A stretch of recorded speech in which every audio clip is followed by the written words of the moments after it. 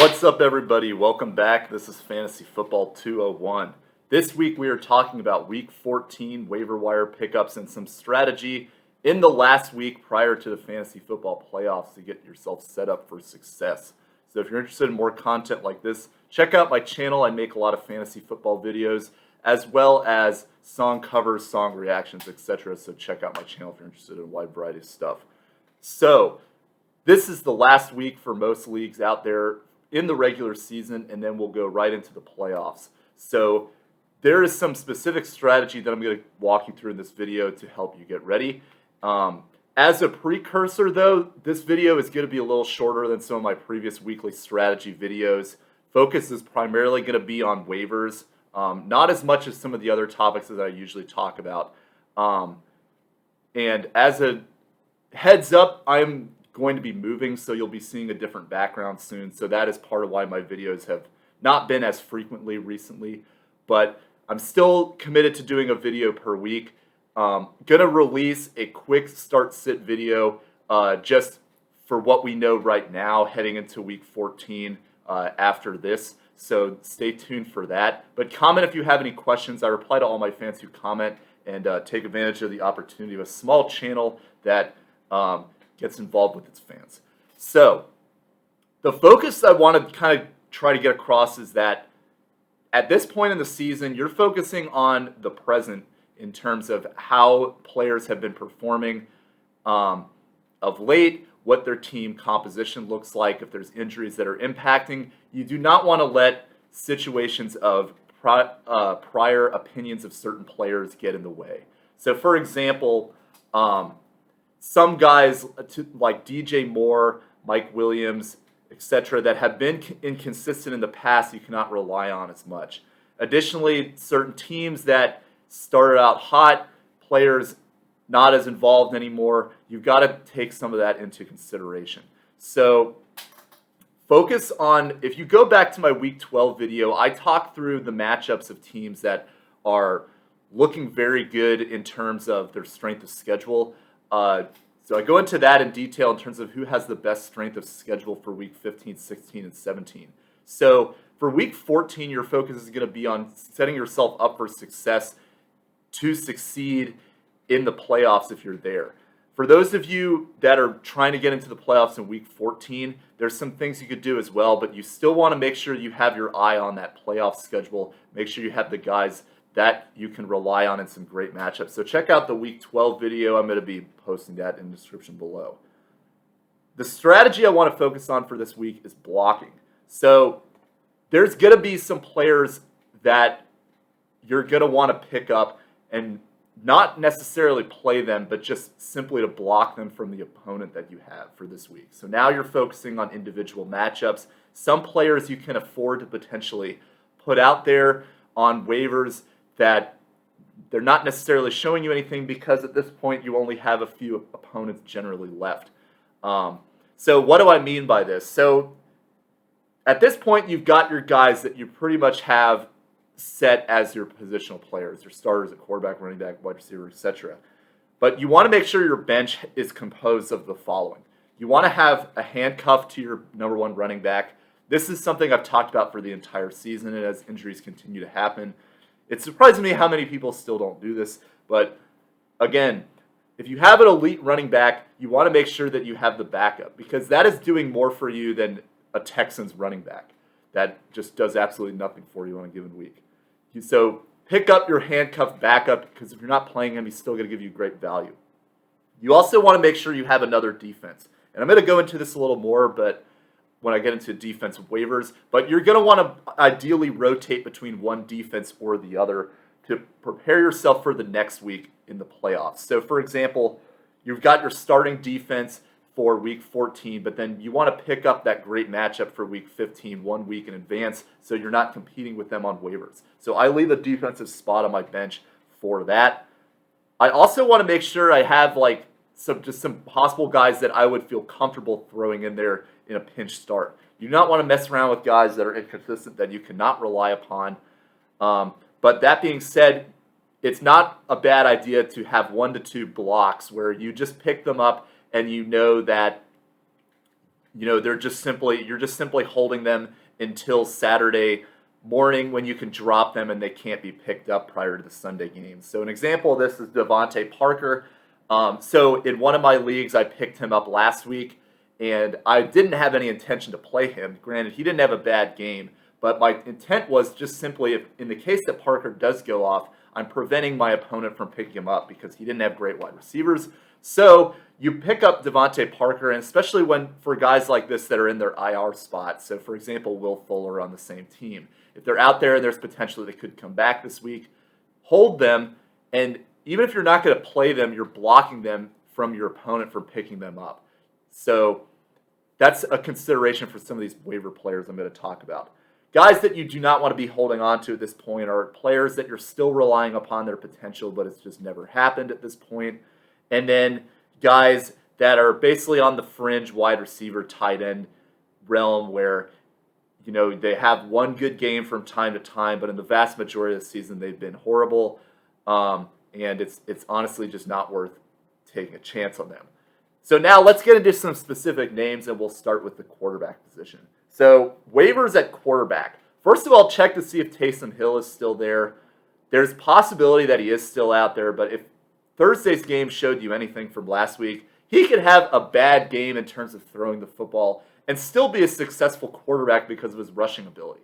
That is why I always say to prioritize running quarterbacks, is because of that type of game. That was the prime example of that situation.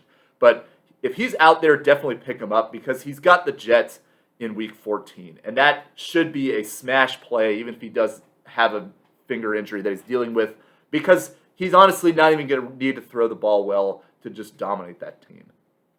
So another consideration on that same game is Zach Wilson. So it's very ugly to potentially put Zach Wilson out there. But I'm just giving you some food for thought. His playoff schedule is the Miami Dolphins, which playing better defense of late, but vast majority of the season is not a great defense, and it's definitely still beatable.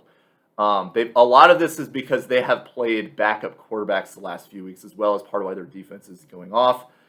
Then they play Jacksonville in Week 16, and then Week 17 he's got the Tampa Bay Buccaneers, which granted, good defense, but it's going to be a game where they're going to need to throw to keep up with Tampa Bay. So Zach Wilson, I'm not by any means saying you throw him out there, but I would stash him for this week, leave him on your bench, and if he has another game like he did this past week against New Orleans, which is a good defense, then that's an encouraging sign that, hey, his time off when he was recovering on the bench, watching Joe Flacco, Mike White, etc., he's actually learning how to be a better quarterback. And you want to see that trend going towards a playoff schedule that looks promising, especially if you're in a pinch with some QBs that are injured or underperforming. Other guys to consider as well, Ryan Tannehill, and this is going to be very dependent upon injuries, so stay tuned on the injury news for A.J. Brown and Julio Jones. I don't believe A.J. Brown is going to be playing in this game because of on injured reserve, but if some of their weapons come back healthy, this is a considerable play. Granted, he is very dependent upon having his stars in terms of him having a good game, but Jacksonville is such a bad team that I think he should be fine either way to throw out there.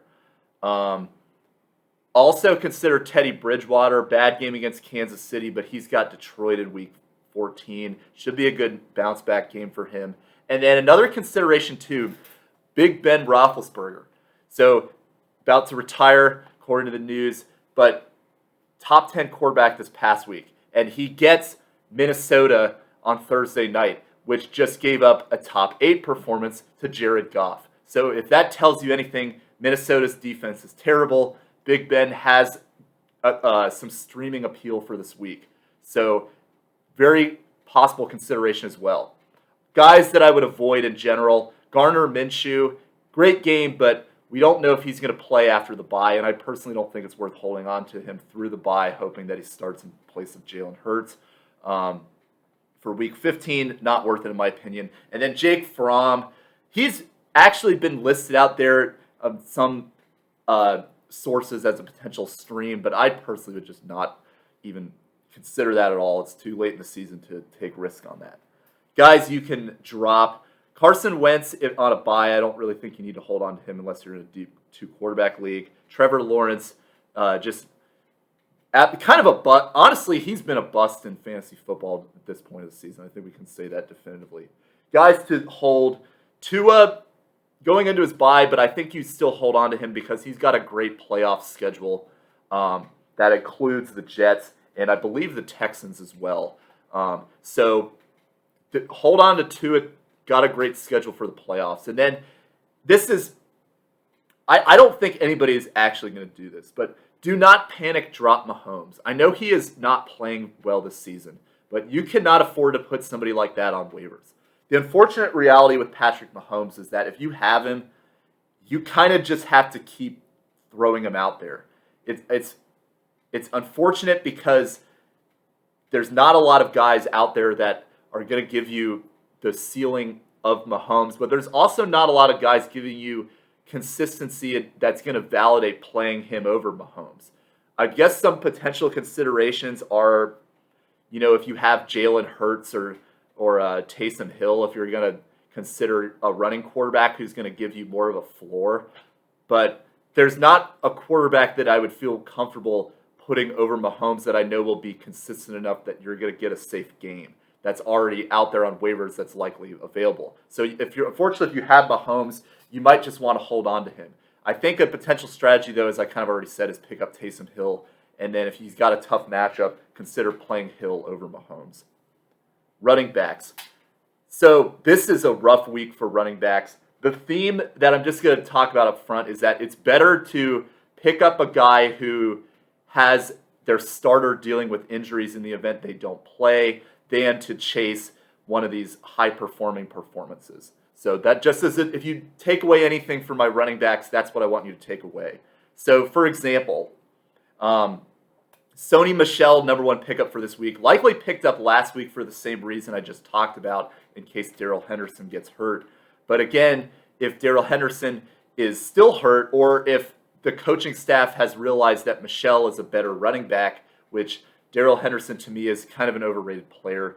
But they might just give Michel more of the carries because this was the most productive game last week that he had compared to the Rams running backs for the whole season. So that is a strong pickup for this week. I'm not 100% sure if he will have the same game as he did, but he's worth holding on to gauge the injury news of Darrell Henderson. Two other guys to consider in the same category as well. Samaje Perine is the number 2 guy I would take, and then JaMychal Hasty for the Bengals and 49ers, respectively. Their starting running backs are dealing with injuries. Joe Mixon, I think, is more of a threat to not play, so I have him, his handcuffs, Samaje Perine, a little higher. But they both, and then Elijah Mitchell in concussion protocol, I think he should be okay by next Sunday, but these are both guys that could potentially be out. And in that event, Hasty and Samaje Perine are great pickups in case anything happens. So watch the injury news on those players. Even if you just hold them, and then if, let's say, Joe Mixon plays, you can drop Samaje Perine on Sunday morning, for example. It's not hurting you. If anything, you're protecting yourself in the event that your opponent picked up Samaje Perine if Joe Mixon didn't play. Carlos Hyde in a interesting situation similar to that as well with James Robinson. I just personally don't really think Carlos Hyde gives you that much value, even if he is the standalone running back, because we've seen it multiple times this season where he's just been mediocre. So you could chase it if you want to, but I personally do not recommend it, especially in a game against Tennessee where, it's not a great defense by any means, but it's not a easy matchup that they should be able to take advantage of. Another consideration in if you were in very deep leagues and very desperate, David Johnson is somebody to potentially consider too, because he is the best pass-catching running back on the Texans, out last week because of an injury, but he's supposed to come back for week 14. I would not personally feel comfortable doing it, but if you're really desperate, I don't fault you for chasing David Johnson because of his pass-catching value. guys that you should be staying away from. So Travis Homer and Adrian Peterson. So two of the better performers for this week because they got touchdowns. Travis Homer got a long touchdown, but he also only had 3 carries. So my takeaway is that Seattle's running back core, as I've said for quite a few weeks for now, is not reliable, and you honestly do not need to take the risk rushing them. So Adrian Peterson is going to be a guy that people are going to probably throw money at, even though they've seen him already get cut by a team this year after only 3 games. And it's just crazy to me that the name value drives guys like this into consideration. But I personally would not go after Adrian Peterson at all, or Travis Homer for that matters. And then the Eagles running backs, Kenneth Gainwell, another guy who had a great game this week. But we've seen all year this running back core is inconsistent. The only one of those running backs to me that is worth rostering is Miles Sanders. Because the other 3, you never know what you're going to get game to game. And the moment you think you're going to put Boston Scott or Jordan Howard or Kenneth Gainwell out there, they're going to just totally bust. I would personally just avoid that whole situation altogether. Running backs to drop. Buffalo, as I've already said, these guys are not reliable at all. Do not consider a Buffalo running back the rest of the year, in my opinion. Ty Johnson as well. It's unfortunate because Tevin Coleman is somebody, and I didn't mention him earlier in waiver pickups because I don't like him, but Ty Johnson to me is a better running back with more potential than Tevin Coleman, but they still, for some reason, give Tevin Coleman the majority of the carries. I personally would just avoid both of them, but Ty Johnson, I don't think you need a roster if they're not going to get him involved. Holds, Miles Sanders, hold him on the bye. I don't think you want to put him out there for somebody else to pick up. Wide receivers. So number 1 wide receiver pickup is KJ Osborn. He's been a good wide receiver at times this season. Not really consistent enough for you to roster all season, but with Adam Thielen projected to be out for this game, KJ Osborn has a good matchup against Pittsburgh Thursday night. He would be one of the best receivers that I would prioritize getting out there. This is actually a pretty good week for receivers if you have some options out there for you. Another one that I like is Amon-Ra St. Brown. This is a guy that I was high on in the preseason. Never really put it together until this game against Minnesota. And I think hopefully this is a sign to the coaching staff that they should be giving this guy the ball more because he's been their most talented receiver the whole season. But great game against Minnesota. And he's got Denver in week 14, which is not a great matchup. But again, hopefully this is a sign for the coaching staff that they realize that this is their best wide receiver in their room and that they get him the ball more. If nothing else, if you just hold him and not put him out there as a starter, it's not a bad consideration just to see what happens as he's heading into the playoffs. Van Jefferson, another game where he got 8 targets, getting a lot of involvement, actually looking more involved than Odell Beckham, which is surprising to me. But if he's out there, he has gotten to the point where he is a reliable enough fringe wide receiver that you can put him out there confidently to give you a floor value of 10 points. And there's some times where you need that. And Van Jefferson is a good candidate to consider if he's out there as somebody available for that role. Other guys to consider as well, Tim Patrick and Cortland Sutton, they both were not great by any means against Kansas City, but they've got Detroit. So, again, it's a possibility in deep leagues, but I don't know if I would feel confident in them. But I'm just putting that out there as an option. Devontae Parker, interesting guy that you could pick up through the bye because, again, great playoff schedule. I already talked about this with Tua in terms of the Miami Dolphins, but you like how he was involved in their offense, and he's had some good games earlier this season. Not as high a priority to me because he's going into his bye week, but he is an option because of that playoff schedule. Russell Gage. So this is a very frustrating player, but somehow 11 receptions, I believe 120 yards and a touchdown. This guy... So the moment he has a game like this, he almost seems to follow it up with a goose 0-point performance. So I personally do not trust Russell Gage, but anytime you have a receiver that gets that amount of volume, and they've got Carolina in Week 12, which Carolina is not a great matchup for wide receivers. But I say that because this is a team where they're not going to be able to run the ball very effectively, and they're probably going to be throwing it more often than not, especially to guys like Russell Gage, because that is their soft spot is their passing defense. Then this gives them some opportunity to potentially have another good game. So it's a consideration. I don't really trust Russell Gage, but I like that he is getting more volume over the past few weeks. And then Nick Westbrook-Ikhine, don't forget about him. He's coming off his bye for this week, and he's got Jacksonville. This is a great stream matchup if he is out there. And then two guys I want to throw out there for other fringe considerations as well. Eskridge got a touchdown for Seattle, missed quite a majority of the season, but he's got a void he could step up as the number 3 wide receiver on this team. Montgomery. So he's currently one of those guys, if you remember, former wide receiver, now running back, still listed as a wide receiver in a lot of league formats. If anything were to happen to Mark Ingram, Montgomery becomes the guy that you can use that double position capability and start him as a wide receiver if he gives you running back 1 value. So that is something to consider in deep leagues as well, if you need a handcuff guy to hold on to. Don't chase Deontay Harris. He just got suspended. So, yeah, in case you didn't see that.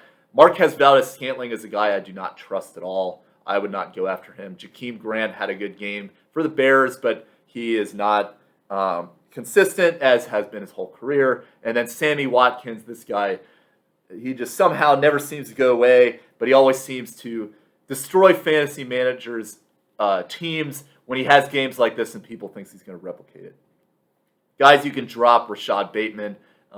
Disappointing, but as we potentially could have expected, I thought it could potentially break, but Ravens really only have Marquise Brown and then Mark Andrews. They don't really have a role for a second wide receiver. Unfortunately, Bateman didn't reverse that trend. Kenny Golladay, I've already been telling you to get rid of this guy for weeks. And then T.Y. Hilton, no need to hold on to him through the bye. Do not drop the New England wide receivers like Kendrick Bourne and Jacoby Myers. Yes, they only passed the ball 3 times, but in case you didn't watch the game, it was a blizzard, and weather was terrible. So do not consider dropping them just because, he didn't throw it to them. Well, the weather played a role. Same with Darnell Mooney. He was in a very similar situation. Now we go to tight end. So number 1 tight end, much like Adam Thielen, Tyler Conklin is the top pickup for me much like KJ Osborn because of Adam Thielen's injury. Sorry if I didn't clarify that very well. But Tyler Conklin is going to get some targets because of Adam Thielen being absent. So had a great game, kind of overlooked compared to what Justin Jefferson and KJ Osborn could provide. But Tyler Conklin, if he's out there as a tight end, number 1 pickup. Now, other guys I want to talk about too are the Washington tight ends. So unfortunate injury to Logan Thomas. He was looking like he was going to be a great second-half sleeper until his injury. Ricky Seals-Jones is a guy who has had some good games this season, could be coming back from injury, but if he does not, because he's still dealing with that hip injury, consider John Bates, who's a tight end who's been involved, not really been a great pass-catching option or a fantasy-relevant player so far, but I would not be surprised if in the event that Ricky Seals-Jones is out, that John Bates becomes a dart throw tight end that you can consider because Washington and Taylor Heineke like using the tight end position in their offense. Guys that I would not chase. Brock, I can't even remember. I think it was like Brock Martin. I can't remember what his last name was. But basically, for the Detroit Lions, 2 for 28 and a touchdown. And to me, this is the classic example of a guy who benefits because he got 1 touchdown, but is not somebody that you want to chase. Brock Wright is his name. I don't know why I thought it was Martin. But do not pick him up. Jimmy Graham, a guy that is just, somehow he's gotten 2 touchdowns the last 2 weeks, but he is not consistent or I don't even really know the right word for this, but he's a guy that's way past his prime and you can't rely on him at all. And then another guy to consider in more shallower leagues, I don't think you need to hold on to Dallas Goedert personally. I think he is that game was very much a product of Gardner Minshew, not as much a situation where he's breaking out. It's just because Jalen Hurts does not target tight ends, so not a bad guy to pick up, but I would not prioritize it, especially with the bye. Now we move to drop tight ends. As I already said, Jack Doyle, you didn't need to hold on to him anyway, or you didn't need to pick him up after that 1 week game last week anyway. Gerald Everett, disappointing game in which he's mostly been. You looked like he was going to get more involved, but it just didn't happen. And then holds. Don't drop Kyle Pitts. The only exception I would make to that is if Tyler Conklin is out there. I think when you might want to pull the trigger.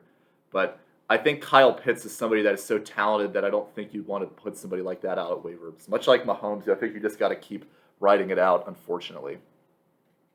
Defenses. So this is a good time of year to focus on the 1 week ahead for defenses. I kind of talked about it a little bit last week, but let's look at some matchups that are strong for week 14. Denver has got Detroit. That's probably one of the best plays for this week, especially if it's a snowy game as is possible in Colorado. New Orleans has got the Jets. That is another smash matchup. Another one that I think is very good, and I'm going to talk about this for a later matchup too, is the Chargers. They've got the Giants. Giants offense is looking very inept right now, especially they're going to be rolling Jake Fromm out there for potentially the rest of the season. We don't know what Daniel Jones' injury extent is, and Seattle has got Houston in week 14. Some future matchups that look strong. Week 15, Arizona's got Detroit. Arizona's likely rostered, though. Miami has got the Jets, so pay attention to Miami because if they're dropped into their bye week, you definitely want to prioritize picking them up after the waiver period because this is your week 15 defense. Dallas has got the Giants, which again doesn't really look like Daniel Jones is going to be back for a few weeks. And then depending on if you've got the gumption to do this, but Houston and Jacksonville play each other, so that's a potential game where you could see just a slog fest where neither team is going to put up points.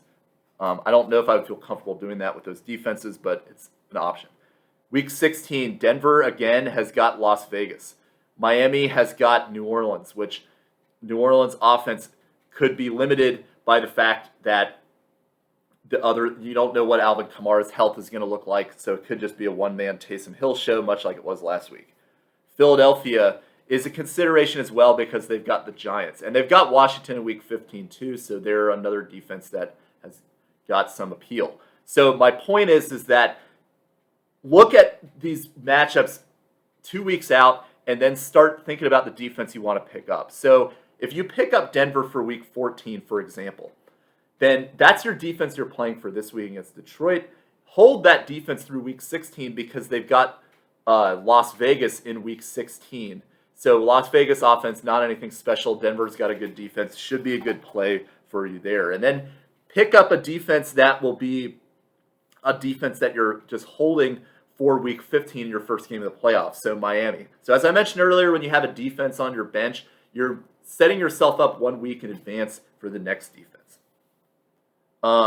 Kickers. So another kicker consideration, as I've already told you, this is the position you want to be dropping first. Check out that video. I've already mentioned it a lot. But weather is going to play a big role in terms of kickers. So some considerations that I like for this week, guys playing in domes where you don't have to worry about the weather. Matt Gay and Matt Prater, both in the same game for Los Angeles Rams against the Cardinals. Should be a high-scoring game, a lot of opportunity for them. And then in the Thursday night game at Minnesota, you got Greg Joseph and Chris Boswell, which have been good fringe kicker options in a dome. Should be a pretty good play there. Guys that you might want to avoid depending on weather games at this point in the season, Mason Crosby, Nick Folk, Tyler Bass. Although Tyler Bass is at Tampa Bay for this week, so more appeal there. So that's all I got for this video. Comment if you have any questions or concerns. I reply to all my fans who comment. And yep, stay tuned for this week, and we'll have a quick preview to what I would consider starting and sitting for this week. And yeah, that's all I got for this video. See you guys next time. Bye.